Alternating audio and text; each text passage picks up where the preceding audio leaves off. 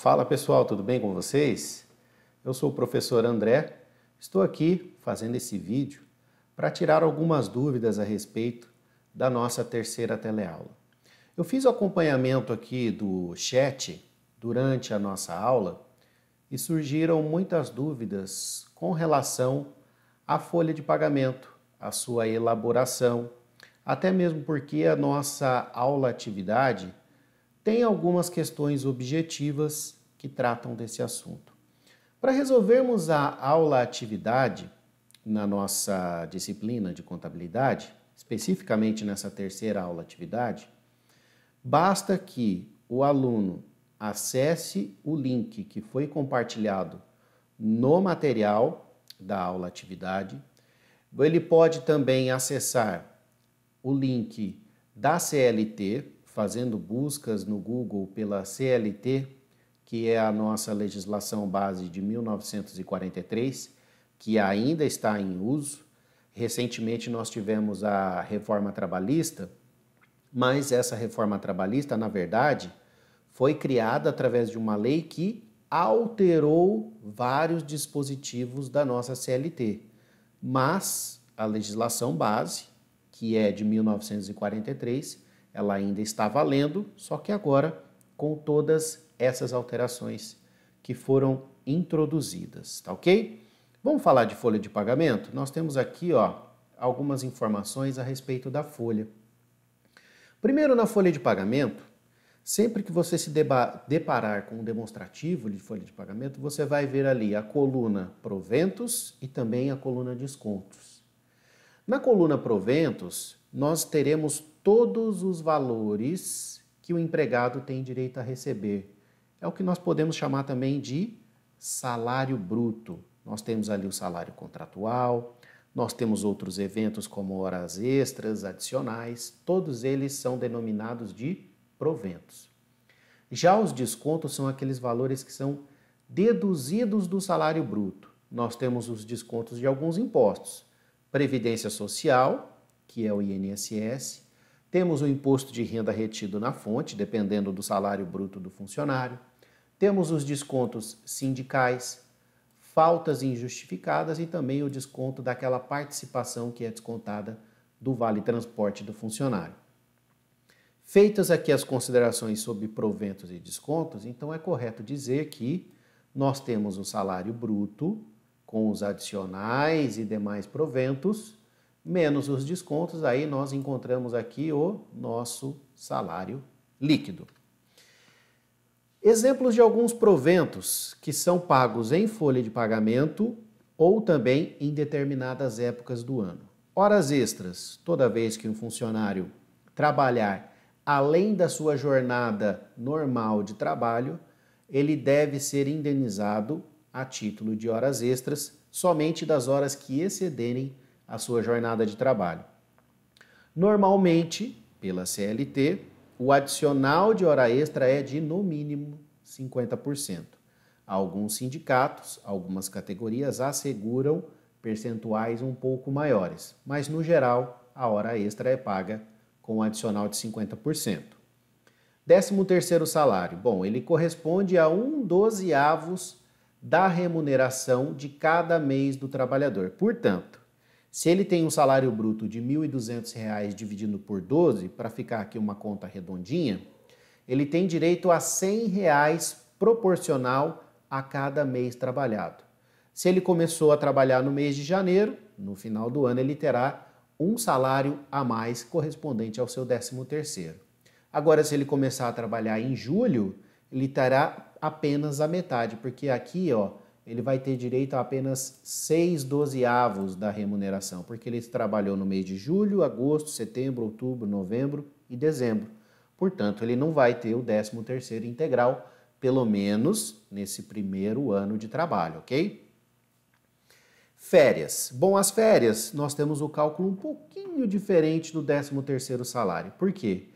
Nós consideramos como contagem para estabelecer o direito de 30 dias de férias do funcionário a cada 12 meses trabalhados. Portanto, se o funcionário começa a trabalhar no mês de janeiro, ele só terá direito a 30 dias de férias assim que ele completar 12 meses trabalhados, ou seja, no final do ano, completa-se 12 meses trabalhados e ele tem direito às férias a partir do mês seguinte, no mês de janeiro do ano seguinte. E se ele começa a trabalhar no mês de agosto desse ano? Bom, ele vai trabalhar dos meses de agosto a julho do ano que vem, e a partir de julho do ano que vem, agosto do ano seguinte, ele vai ter direito já a 30 dias de férias, com o acréscimo de 1/3 constitucional, que está previsto na nossa legislação trabalhista.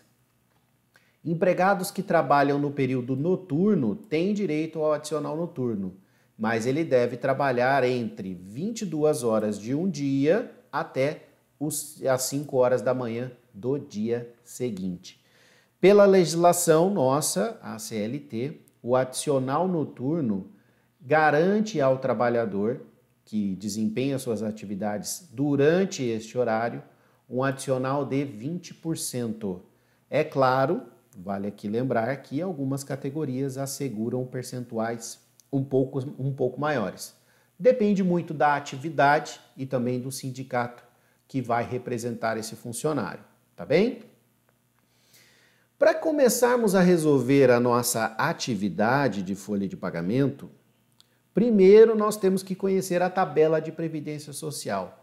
Essa tabela aqui, pessoal, é o seguinte, ela se refere a junho de 2015. Então eu trouxe aqui a tabela com os dados e valores de salários de contribuição de junho de 2015, porque a nossa atividade ela exige que você faça comparativos entre a folha de pagamento de junho de 2014, elaboramos a folha de junho de 2015 e estabelecemos ali algumas bases comparativas. Então é importante dizer que, para que você faça corretamente, você deve buscar a tabela de previdência válida para aquela época, de junho de 2015. E isso também vai estimular a sua pesquisa. Procure no buscador na internet, no Google, em outros navegadores também. Procure pela tabela de previdência social e você vai perceber que existem vários decretos normativos da Previdência Social.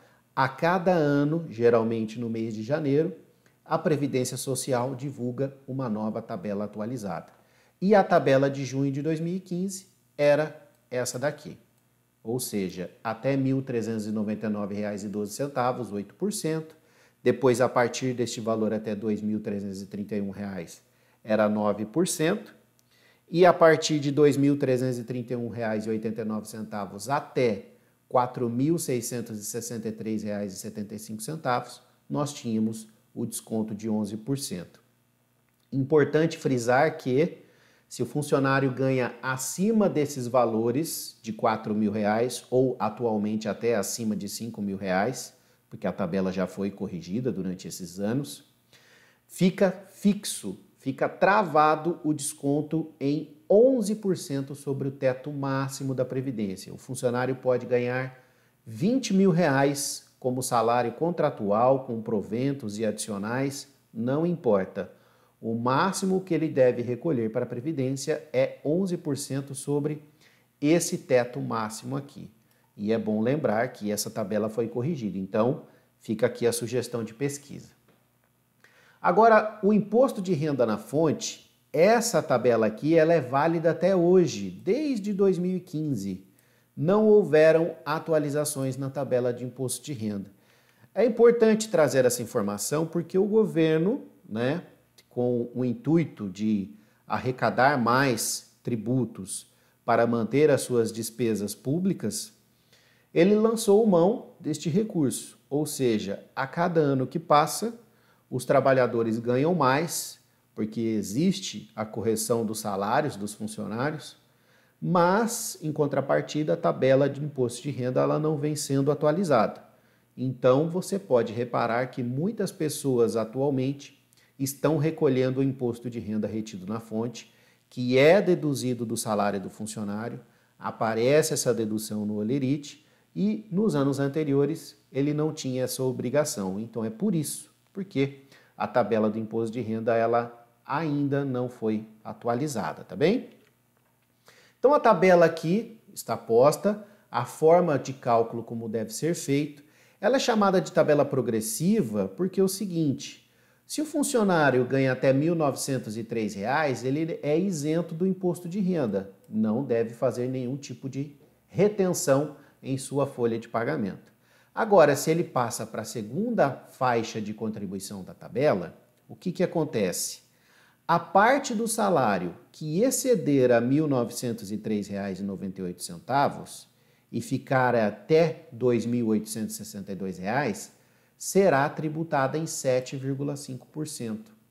Mas e aquela parte que ficou até R$ 1.903? Ela é isenta. Mas daí fica complicado de você fazer o cálculo, não é verdade? Bom, eu só vou considerar a parte do salário que excedeu a R$ 1.903,98 e aplicar 7,5%? Você pode fazer desse jeito.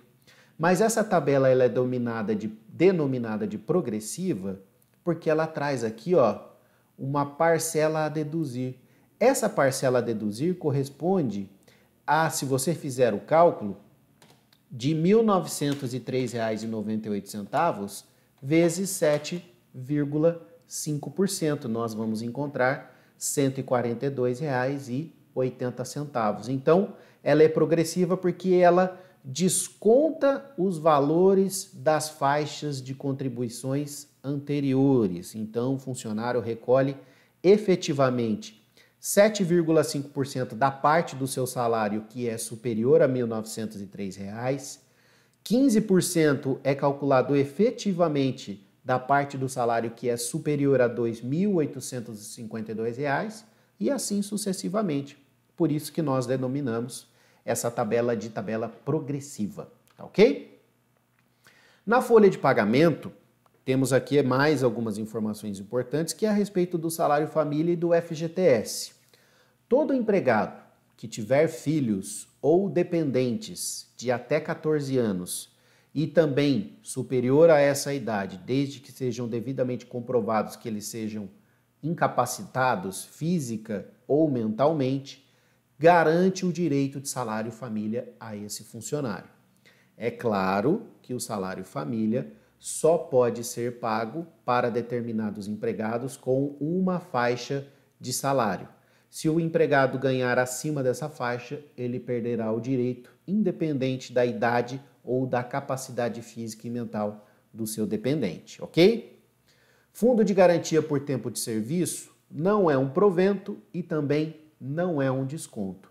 É um pagamento que o patrão, ou seja, a empresa, deve fazer o recolhimento de 8% sobre o salário bruto da folha do empregado e realizar o depósito desse FGTS mediante a guia GRF, que é a guia de recolhimento do FGTS, para a Caixa Econômica Federal, que irá gerenciar este fundo de garantia do funcionário. Ela é a responsável pelo gerenciamento do fundo de garantia, mas não há nenhum desconto do empregado e também não é considerado como um salário. Então, quando o empregado sair da empresa, ele for demitido, ele terá direito a sacar esse fundo de garantia com o acréscimo da multa rescisória. Agora, se ele pedir o seu desligamento por iniciativa própria, ele perde o direito de retirar este fundo de garantia e ele poderá ainda utilizar esse fundo de garantia no caso de financiamentos, para quitação de financiamentos da casa própria. Caso ele venha a ter uma doença grave, aí ele pode ter direito a sacar esse fundo de garantia que está lá depositado. Casos de aposentadoria também, para essas contas que irão permanecer inativas no futuro, ele também poderá realizar o saque. Agora nós vamos fazer a resolução da nossa situação problema que envolve a folha de pagamento. Então nós trazemos aqui a folha de pagamento de junho de 2014. Esses dados aqui foram extraídos do nosso livro, se você puder aqui acompanhar o nosso livro didático, nós já tínhamos essas informações no nosso livro, nós estamos aqui apenas transcorrendo com as informações para que você possa se localizar. Logo abaixo eu tenho aqui a folha de pagamento de junho de 2015, só que ela não está pronta. Por quê?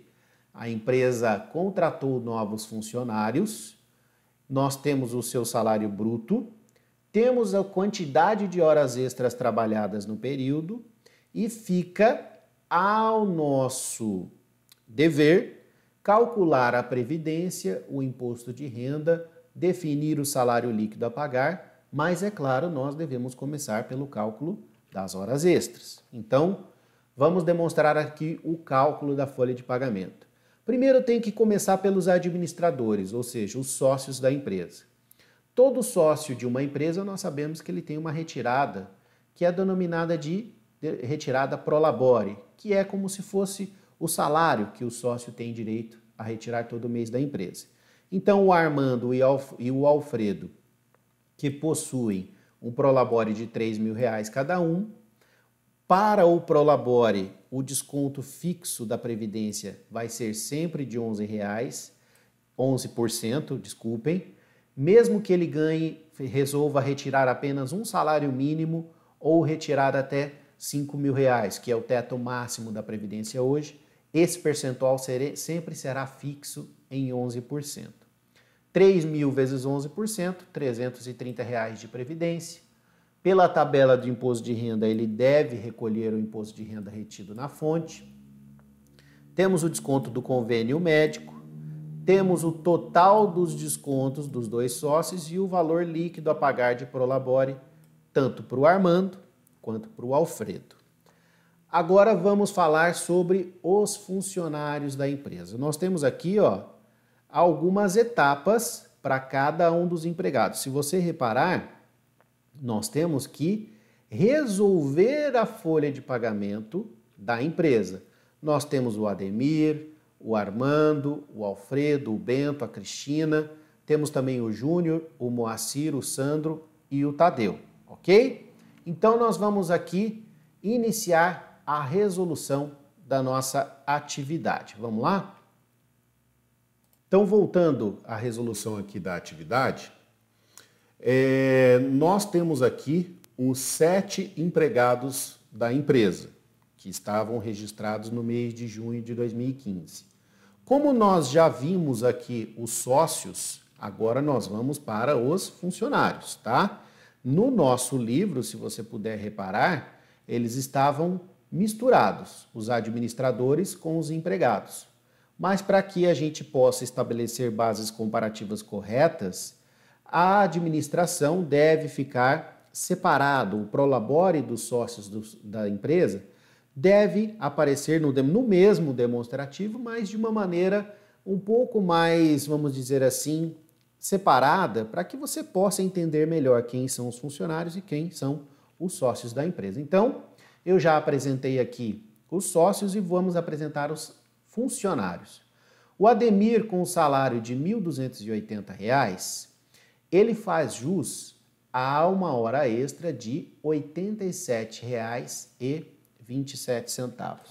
Como é que nós chegamos a essa conta? Bom, se o Ademir trabalha, ganha o seu salário mensal contratualmente, nós vamos dividir R$ 1.280 por 220 horas mensais, que é a carga horária máxima de um funcionário registrado por mês.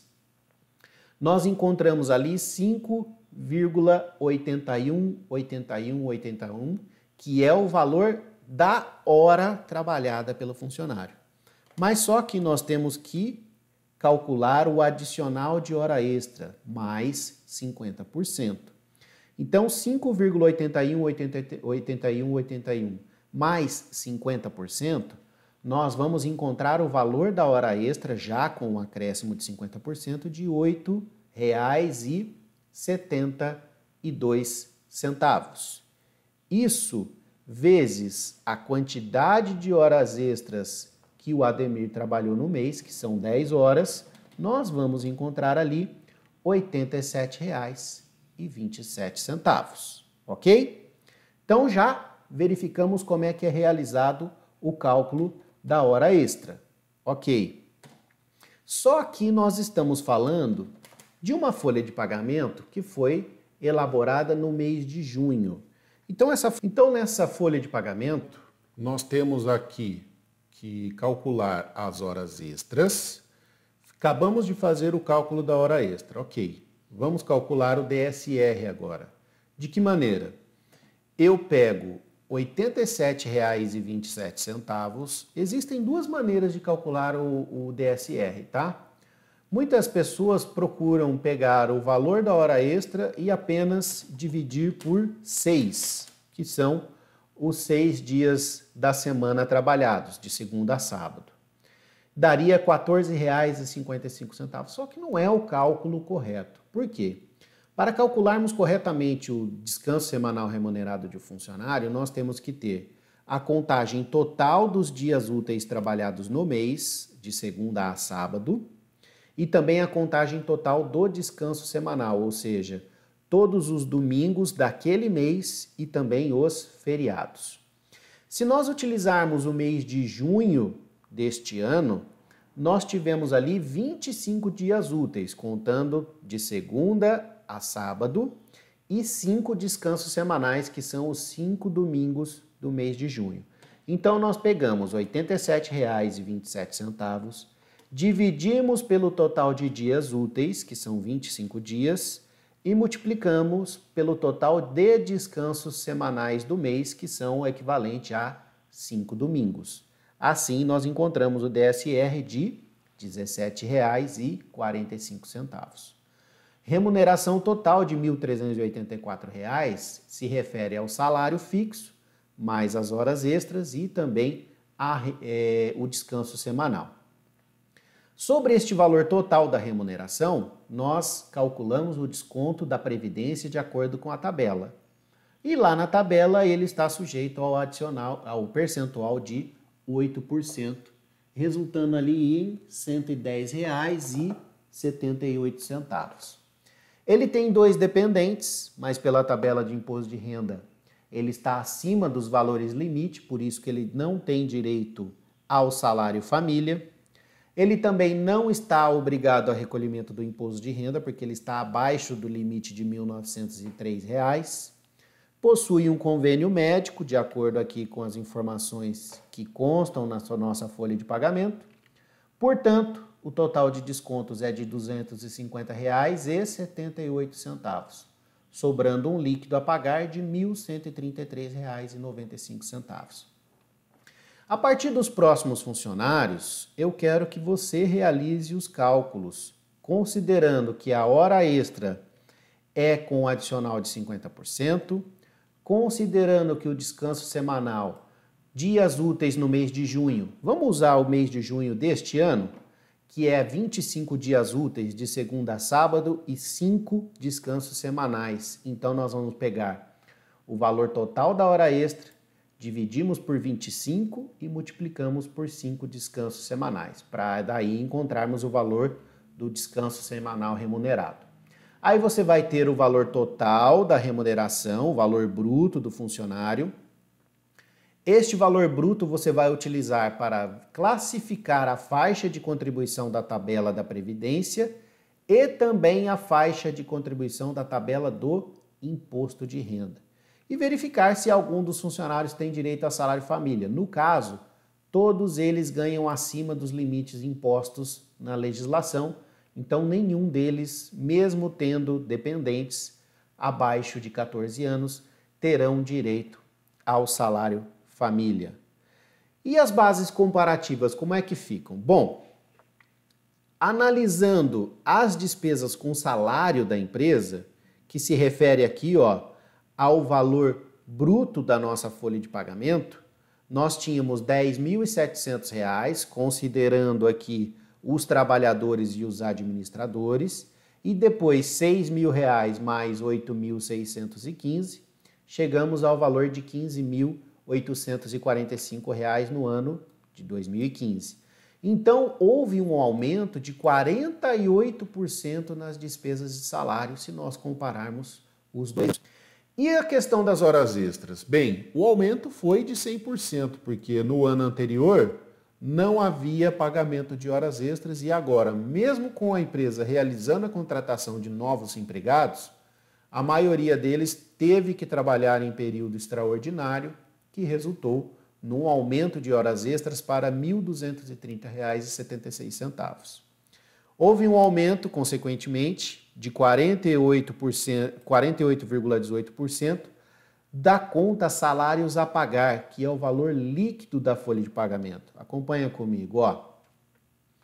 Nós tínhamos R$ 9.051,66 em 2014, no mês de junho, e agora o valor líquido a pagar, somando o prolabore dos administradores mais o salário dos funcionários, chegamos ao líquido, já descontando a previdência, o imposto de renda e outras deduções, ao valor líquido de R$ 13.413,35.